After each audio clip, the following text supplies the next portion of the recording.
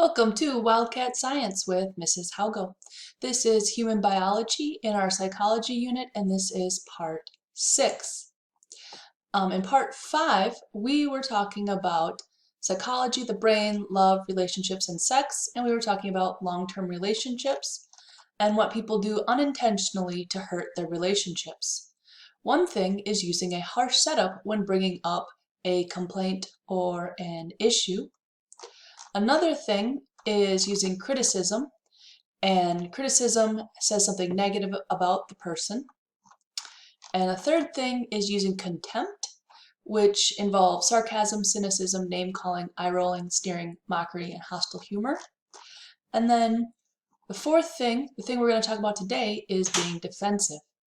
And being defensive doesn't get results, and it often escalates the conflict because it's a way of saying, I'm not at fault, you are. So defensiveness will add fuel to the flames. You don't need to write this down, but you should be paying attention. So defensiveness usually happens when we feel criticized or attacked by another person, and it's an understandable attempt to protect ourselves, but it's usually not very effective. So why doesn't defensiveness work?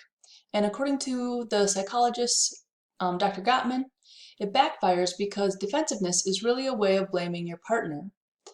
And we're saying the problem isn't me, it's you. And so no wonder that it usually doesn't work. So let's look at the 7 common signs of defensiveness and some examples. The first one is making excuses. This is when you claim that the external forces beyond your control force you to act in a certain way. So partner 1, why didn't you pick up the dry cleaning like you promised? That big client of mine talks so much and there's no way I could get away from work in time to get your dry cleaning. So that was making excuses. Another one is cross-complaining. This is when you meet your partner's complaint or criticism with an immediate complaint or criticism of your own, totally ignoring what your partner has said. Is dinner ready yet? The garbage you said you'd take out to the back is still sitting at the door. That's cross-complaining. A third type is table turning. In one move, you defend yourself from attack and blame your partner, showing them how their complaint or criticism about you actually applies to them. I've been waiting for 20 minutes and you're still not ready. Well, I had to wait half an hour for you yesterday when you were late to pick me up from work. And that is turning the tables. A fourth type of defensiveness is yes-butting. This includes any statement that starts with agreeing but ends up disagreeing and justifying your transgression. Why can't you leave me hot water? Why can't you leave some hot water for me when you shower in the morning? I know you needed to shower, but I had to wash and condition my hair, and I'm really not very awake at first thing in the morning. A fifth thing is repeating yourself. Thinking you are right, you repeat back your point of view, often louder, rather than trying to understand your partner's point of view. I'd like to go home now. I just want to talk to a few more people. I really don't want to stay at this party any longer. Honest, I just want to talk to a few more people. It's repeating yourself. Number 6 is denying responsibility. No matter what your partner charges, you insist in no uncertain terms that you are not to blame. This tendency also underlies many of the previous ones. I can't find my keys since you used them. I don't know why you always blame me when something goes missing. And generally, tone and body language. Beyond words, we also convey defensiveness by our tone and or body language. Whining, crossing our arms against our chest, a fake smile when we don't mean it are just a few of the ways we may defend ourselves against our partner's perceived criticisms. So how do we deal with defensiveness if it's a natural reaction and we know it's not effective? So at a starting point, you should be aware that when you become defensive. And remember, even if they're not doing it in a very good way, the person who's talking to you is trying to convey some important information to you. And you may not listen in the most constructive manner. You may be quick to assume attack, especially in those areas where you feel vulnerable, even if they didn't mean to attack you. So when you notice yourself responding defensively, you could acknowledge this and say to the person, I'm feeling defensive and I'm having a hard time listening to you right now. This could change the course of the entire conversation. Another thing is just taking 20 minutes to take a break, because that's how long your brain needs to kind of bring the flight or flight response down. So, some things to think about. What situation or topics are you most likely to trigger your defensiveness? What style of defensiveness is most typical for you? And what's something you could do differently? So given all that information, I have a couple of questions. One, what is your typical style of defensiveness, the one that's most common for you? Two, why doesn't defensiveness work? And three, what is an example of defensiveness that you have seen in your life? The fifth thing that we do unintentionally that hurts our relationships over time is flooding. So this is when the other person's negativity makes you feel overwhelmed and defenseless. And what a person does is they will emotionally disengage. That's the most common defense mechanism. So what would this look like? So an example is feeling numb, like, I don't want to talk about it, I'm fine. And then another example would be when you just kind of start ignoring the person. And this is where stonewalling comes into play. So stonewalling is emotional disengagement. So flooding is when you feel overwhelmed and defenseless, and then stonewalling is what happens after that. That's the emotional disengagement. So perhaps you use your phone to avoid interaction, or maybe you just leave the room, or maybe you don't respond.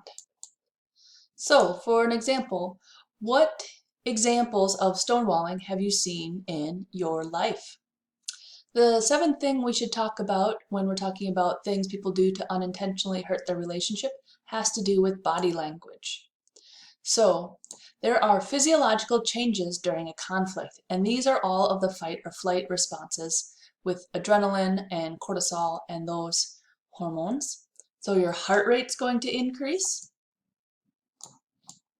your blood pressure increases, and then again you have hormonal changes. And also, perhaps more importantly, is your ability to process information is reduced. So when your fight or flight goes up, your limbic system, your amygdala, those really get kicked into high gear, and then your thinking brain, your cerebral cortex, particularly the frontal lobe and the prefrontal lobe, just go offline. They're just not really there.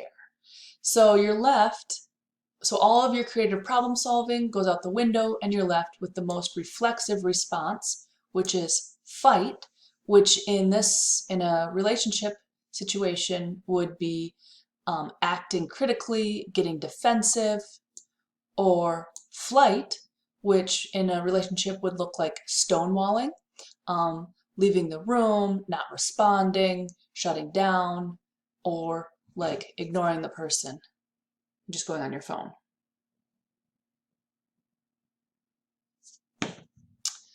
Then another response is freeze, and this would look like emotional flooding when you just get really overwhelmed and feel defenseless. So interestingly, men are more easily overwhelmed by relationship conflicts and also have a harder time de-stressing.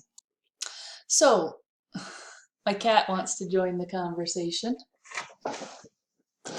So at these times, you're really probably not going to have a very productive conversation. So it's best to just let your body calm down. And this will take probably about 20 minutes. And it has to be 20 minutes where you're trying to calm down. If you spend 20 minutes like on your phone reading about all the stupid things that people have done in the last 24 hours and just thinking about like, oh my gosh, like I can't believe she said that, like that's so dumb, that's not me, that 20 minutes isn't going to calm you down. So things that you've heard before, taking a walk, listening to music, going outside, these are all things that can get your limbic system, kind of your emotional fight or flight, to calm down, and then to get your frontal lobe and your prefrontal cortex back online. So another interesting thing is that our limbic system, which deals with particularly emotional stress and threats, even if it's not life-threatening, it just seems threatening, like a relationship interaction where you get defensive, doesn't know time. So that's an interesting concept. So time is something we think about in our cerebrum, particularly our frontal lobe and our prefrontal cortex. And so if they say something that triggers an emotion from something that made you feel bad, like made you feel like a bad person when you were like a little kid, like a 6-year-old, then your limbic system goes directly to that, and you think of it, just thinks you're back in that context, and you lose a lot of your critical thinking skills. So you want to be kind of cognizant of that and know what's going on and do your best to not escalate a situation, but de-escalate it by taking those 20 minutes just to calm down so your thinking brain can get back online. The 8th thing that people do to unintentionally hurt their relationship are when repair attempts fail, or failed repair attempts. So what are repair attempts? So repair attempts are any effort a couple makes to de-escalate the tension during a touchy discussion.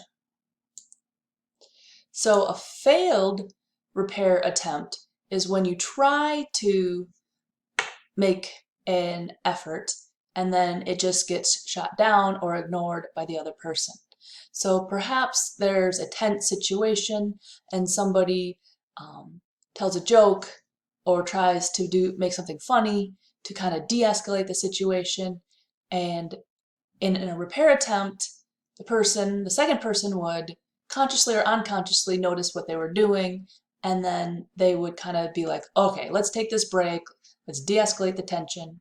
A failed one, the other person ignores it, or maybe it adds fuel to the fire and is like, well, you never take me seriously anyways, or something like that. So failed repair attempts are something that when you're trying and it's not working can hurt the relationship. The 9th thing is bad memories.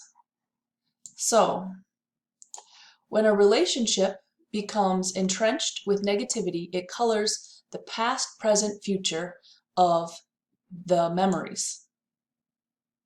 So interestingly, a long-term relationship can be saved if both partners still have fond memories of the past together, and if not, it's probably too far gone. So let's look at number 9 in the context of a marriage. If there is a lot of conflict within the two people, then there's a lot of negativity, there's a lot of criticism, contempt, failed repair attempts, defensiveness, all that stuff. And so that's not very fun, and that can be not very rewarding.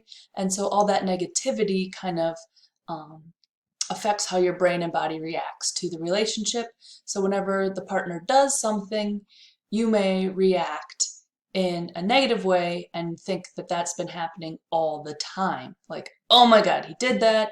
He's been doing that all the time, and I can think of all the other times he's done that, and he's going to continue doing that. But if you can think back all the way back to the beginning, and if the negativity has stretched all the way back to the beginning of the relationship, then it's probably time to cut your losses and move on. But if you can still remember being happy, then the relationship is still useful in being saved, and then putting effort into rebuilding the relationship. Okay, and that's what we'll talk about in the next part. See you then. Bye.